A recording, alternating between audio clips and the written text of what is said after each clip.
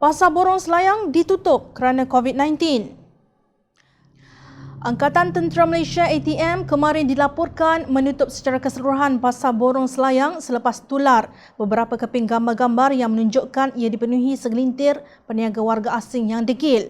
Dalam satu video yang tular menunjukkan keadaan pasar yang dipasang dengan kawat berduri dan pihak penguatkuasa mengawal pintu masuk dan keluar. Pasar Borong tersebut ditutup 4 hari bermula hari ini hingga Khamis depan bagi mengawal penularan coronavirus baru COVID-19. Ahli Parlimen Batu P. Prabakaran berkata, keputusan kerajaan menutup sementara Pasar Borong berkenaan adalah langkah yang baik. Pada saya, nyawa lebih penting. Justru langkah kerajaan menutup Pasar Borong ini adalah langkah baik. Namun, diharap pihak kerajaan dapat menyediakan lokasi baru Pasar Borong bagi membolehkan pemborong membekalkan barangan mentah kepada pengusaha restoran dan penduduk sekitar, katanya. Menurut laporan, pusat bandar utara dan kawasan sekitar Pasar Borong itu dikenakan perintah kawalan pergerakan diperketatkan bermula semalam hingga 3 Mei depan. Terdahulu, Berita Harian melaporkan pekebun dan pekerja warga asing dipercayai mengambil kesempatan menguasai tempat itu kerana sepanjang tempoh Perintah Kawalan Pergerakan PKP bermula sejak 18 Mac lalu, peniaga pasar malam dan pasar pagi tidak dibenarkan beroperasi. Apa yang berlaku umpama kera di hutan disusukan, anak di rumah dibiarkan kelaparan.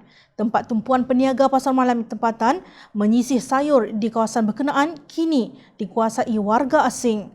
Pekebun dan pekerja warga asing itu dipercayai mengambil kesempatan menguasai tempat itu kerana sepanjang tempoh PKP bermula sejak 18 Mac lalu, peniaga pasar malam dan pasar pagi tidak dibenarkan beroperasi. Menurut Berita Harian, didapati warga asing ini bebas berniaga di tapak itu serta parkir berdekatan secara terbuka setiap hari sehingga mengabaikan syarat-syarat penguatkuasaan PKP. Menurut Berita Harian, kebanyakan warga asing yang berurus niaga di situ terdiri daripada pendatang Myanmar dan Bangladesh.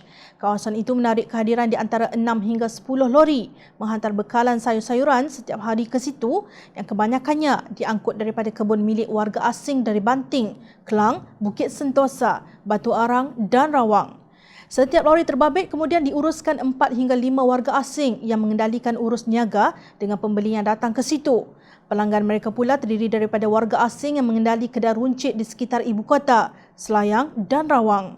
Seorang peniaga tempatan yang sering berurusan di Pasar Borong Kuala Lumpur berkata, semua gerai yang sah dalam pasar berkenaan diarah tutup oleh pihak berkuasa, kata laporan itu.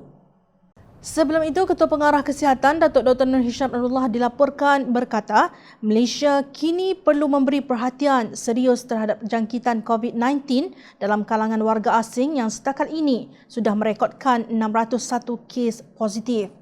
Beliau berkata usaha itu perlu selepas melihat peningkatan kes COVID-19 di Singapura yang dikaitkan penularan di penempatan pekerja asing. Mengambil iktibar situasi ini dan memandangkan Malaysia juga mempunyai ramai pendatang asing, langkah perlu diambil mencegah penularan COVID-19 terutama dalam kalangan warga berkenaan, katanya. Tolonglah kerajaan jangan flip-flop berhubung isu warga asing ini.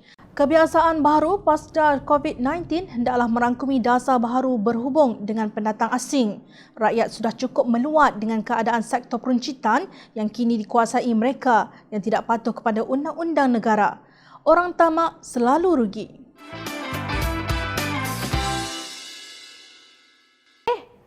Hai! Jangan lupa klik kanan untuk rentasan berita, klik kiri untuk keratan berita. Dan jangan lupa untuk subscribe kami tau.